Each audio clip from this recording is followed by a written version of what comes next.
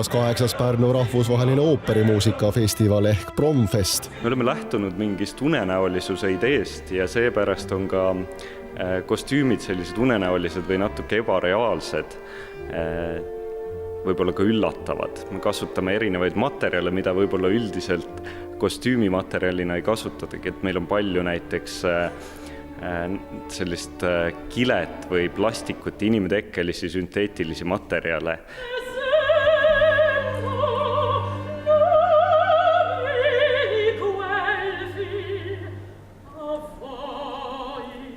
Pidulik avaetendus Romeo või Julia tõi enda teatrisse rohkelt uhketes rõivastes ooperimuusikasõpru. Ma ei saaks öelda, et ooperimuusika on väga inimkauge asi, kindlasti mitte.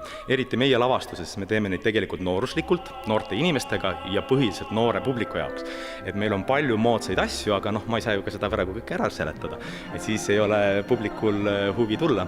Et me kindlasti ei lavasta ooperit traditsiooniliselt, nagu võib ette kujutada, et üks ooper on selline, kus seisavad ja karjuvad koledate häältega.